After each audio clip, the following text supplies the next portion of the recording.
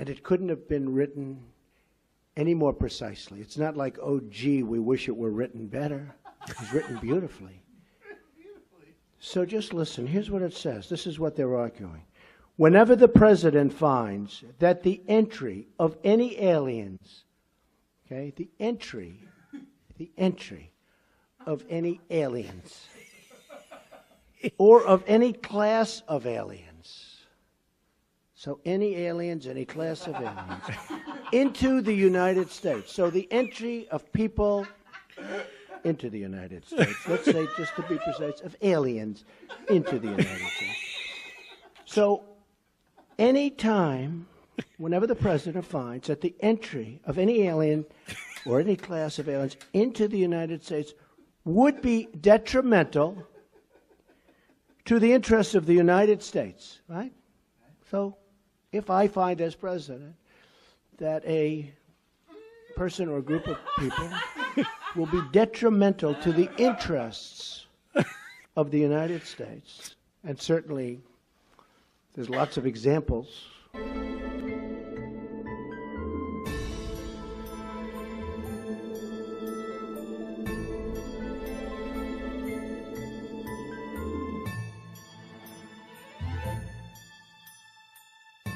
Do you ever wonder what might lie out there deep in space? Do you want to believe we're not alone, that somewhere in the universe, intelligent life may actually exist? Our next guest says there is life out there. It does exist. Dr. Charles Hall says he spent 2 years working with extraterrestrial beings during his time with the American military.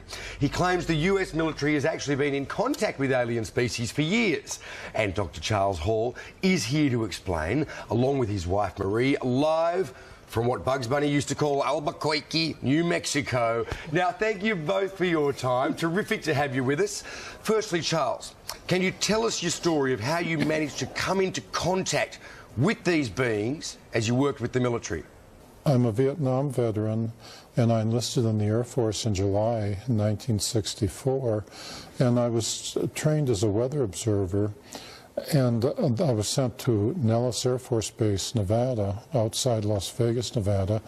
And for 2.5 years, I was sent up to the gunnery ranges up at Indian Springs, and I was given a clearance to allow me to go anywhere in Dreamland, as long as I was alone.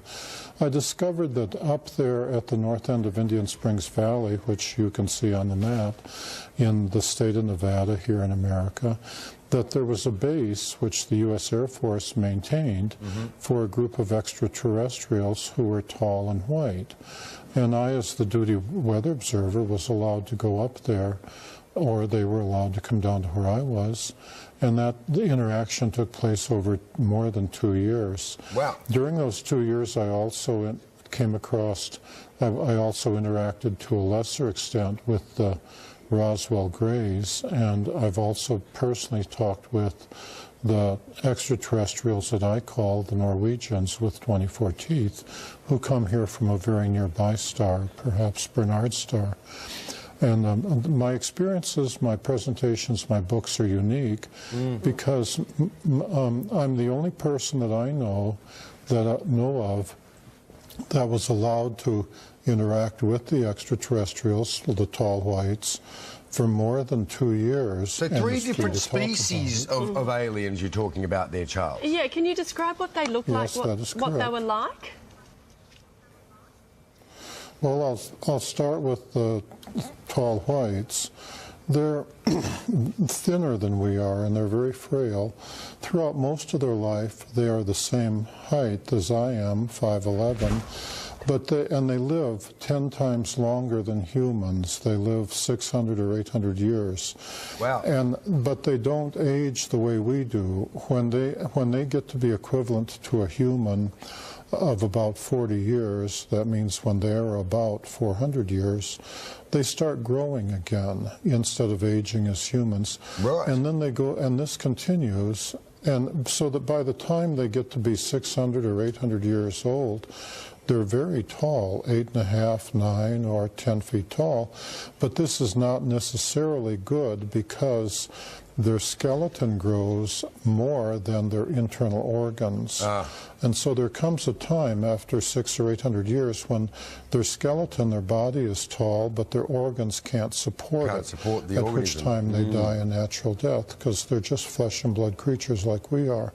If they injure themselves, it takes them 10 times longer to heal up than a human. Yeah. So there's a trade-off. Yeah, right. They still look fresh as a daisy when they go, though. They look like Tilda Swinton. Hey, just quickly, you had them there. You were working with the aliens on any particular project, or was the military working with the aliens on a particular project? Was there, I don't know, technology sharing or, you know, botanical cross-fertilisation? The U.S. Air Force, and I'm speaking of the mid-1960s, was willing to give them anything they asked for. When I first met them, I was very afraid of them, and every human I met when you come across them out in the desert was naturally very afraid of them, and they were even more afraid of us. It's like running into a gorilla in the wild where the gorilla is on his home ground. So they had to go through a process of becoming used to being around humans before they could take part in the technology transfer program. I, as the weather observer, was the test human. As an enlisted man, I was expendable. You know, I was the one they send out to and say, practice talking to Charlie. And Marie, let's bring you in. You've never seen these things for yourself. Are you a believer? Because probably a lot of people watching this morning are going to think, I don't believe him. It's ridiculous. How could it be possible? Well, Charles was very intelligent in that he waited until we'd been married a couple of months before he told me about the extraterrestrials coming into his barracks at night. And he said, well, what do you think? And I said, I really don't care. I have never given any thought as to whether they exist or not, and I really don't care. I've known Charles. We've been married over 43 years. He may be a character, but I am his character reference, and I totally believe that this is real. Furthermore, we have had confirmations from people all over the world. We have never had any serious tire kickers, you know, people who say, well... Well, certainly there seems to be a lot of people, around the world who would support your view on this, who seem to have had their own experiences, but probably not quite as intimately as you. And now some fresh pickings from the political grapevine. Our top story today was Iran taunting the U.S. over the sanctions negotiations. Now an Iranian news agency is making some other accusations about the U.S., and they're interesting. The Washington Post writes Fars, which describes itself as Iran's leading independent news agency, claims documents leaked by Edward Snowden provide, quote, incontrovertible proof that an alien or extraterrestrial intelligence agenda is driving U.S. domestic and international policy. One Washington Post blogger wrote that while the story is entertaining and filled with bizarre conspiracy theories, quote, this is a reminder of how some hardliners see the world. Знаете абсолютно все. Ну вот, например, прилетали на Землю инопланетяне. Эти самые зеленые человечки. Марьяна, значит, рассказываю вам первый и последний раз. Вместе с передачей чемодана с ядерными кодами президенту страны приносят специальную папку. На ней написано «Совершенно секретно». И она целиком и полностью посвящена пришельцам, которые посетили нашу планету. Одновременно предоставляется доклад от абсолютно закрытой спецслужбы, которая занимается контролем пришельцев на территории нашей страны. Значит, две эти папки передаются вместе с ядерным чемоданом. После прекращения полномочий, соответственно, эти папки передаются новому президенту. Более подробную информацию на эту тему вы можете получить, посмотрев известный хроникально-документальный фильм «Люди в черном». Вышло несколько версий. Сколько их среди нас? Сколько их среди нас, рассказывать не буду, потому что это может вызвать панику.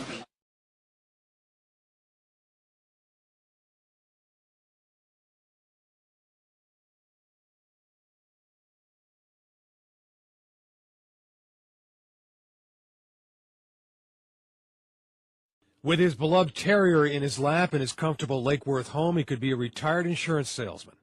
But take a look at Edgar Mitchell's wall, his photo gallery, that picture taken on the moon, February the 6th, 1971. What more can an explorer want than to be where humans have never been and to observe, gather your data, go back and tell the people. Ed Mitchell can captivate you talking about his 9-hour and 17-minute moonwalk. It was a record. But there's something else he'd like you to know. I don't know how many or where or how they're doing it, but they've been observing us and here for quite some time, and we see these craft all the time. Ed Mitchell is a straight talker and a true believer that we are not alone. I believe what I'm saying, and I cite the evidence that I know. He says that the government he served in the military and as an astronaut is perpetuating cover-ups of alien sightings, going all the way back to the legendary 1947 Roswell incident, an alleged alien spacecraft crash where remains were allegedly recovered. The reason for the denial was, number one, they didn't know if these were hostile and could we protect ourselves from them. Didn't want the Soviets to know, so they devised to lie about it and cover it up. Mitchell is unbothered by critics who think the guy with the right stuff has taken a wrong turn. He has no doubt there are alien craft observing Earth right now, and many more out there looking for us.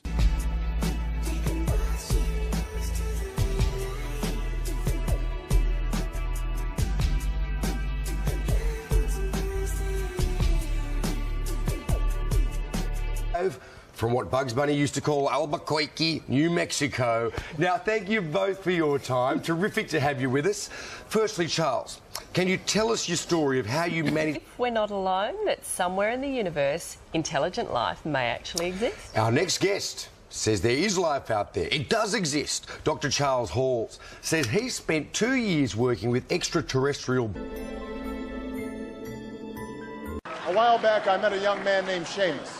The love of my life. He was a good-looking kid, 6'2", 6'3", clear-eyed with an easy smile. This young man was all that any of us might ever hope for in a fellow, at least most of the time. There have been some bumps along the way, and he hasn't always agreed with me.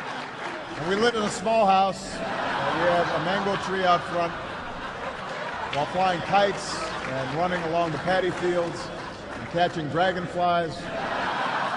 And I want to tell you, on Saturday morning, he loved us beyond measure, even longer and harder than ever before. So was I.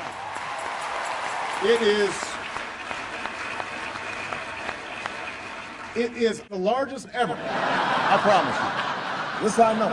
And he endured the lash of the whip 3 times. Cold action. Now, we will not apologize for our way of life and do our business in the light of day, because that is who we are, that is what we've done, and that is what we will do.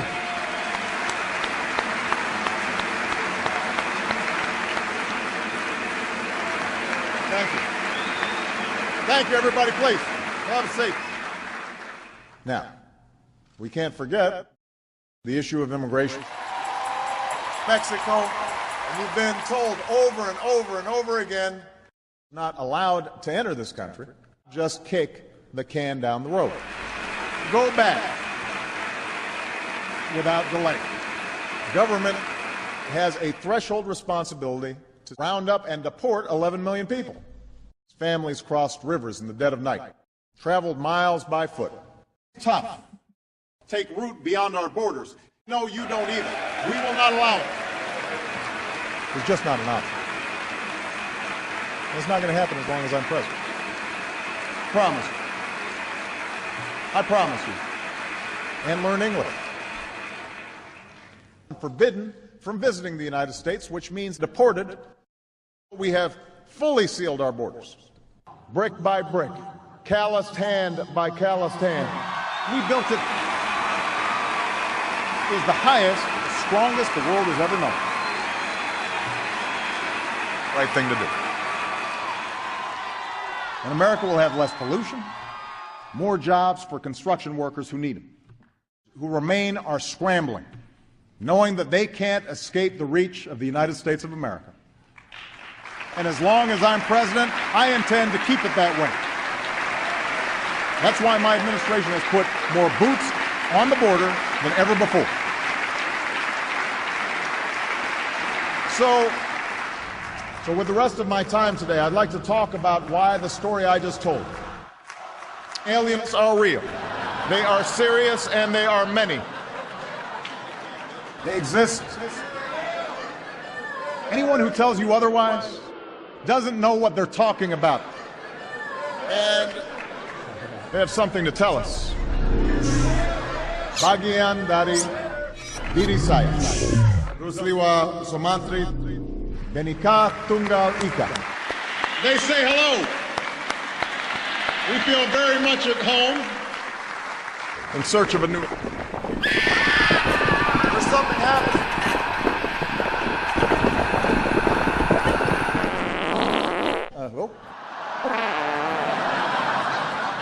It's just gas.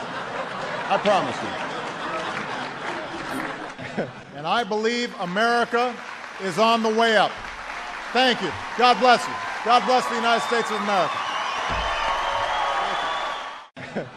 A crisis of leadership. We've been talking about this all week. But what if there was some sort of outer space crisis? An alien invasion sounds crazy, perhaps, but then who thought we'd ever see the stock market swing 5% a day all week long? So maybe it's not as far-fetched as it sounds. If aliens invaded, who would step up to lead us in that fight, and could we even win? That's just one of the questions the Discovery Channel's new series, Curiosity, looks at. Joining me now is physics professor Michio Kaku, who is a consultant for the series. Professor, welcome. The biggest question before we get any invasion is, do aliens even exist, and how would we know? Well, the Kepler satellite currently orbiting in outer space has identified about 50 planets that seem very much Earth-like. In fact, every week we discover another Jupiter-sized planet in outer space. Now, to be sure, most of them probably have no more than microbial life, just germs. But a few of them may have intelligent life, perhaps even more advanced than what we have on Earth. Now, so how does this actually work? When Discovery decided they were going to do a show on alien invasions, your phone rings because you're on the sort of speed dial for theoretical physicists who can help them do the war game for how this might play out? Well, believe it or not, we physicists have actually studied the question of what happens if we do encounter a hostile advanced civilization in space. And Hollywood gets it all wrong. Hollywood assumes that the aliens are maybe 100 years more advanced than us, and if only we had a secret weapon, we can defeat the aliens. Wrong. Either the aliens don't bother with us because we're simply too primitive, or if they do invade, it'll be more like Bambi versus Godzilla. And why do you say that? What techniques will they have that we can't even imagine? Think of the fact that they could be 1,000, 1,000,000 years more advanced than us. Realize that the universe is 13.7 billion years old, and so it's conceivable that they can have weapons that we can't even conceive of.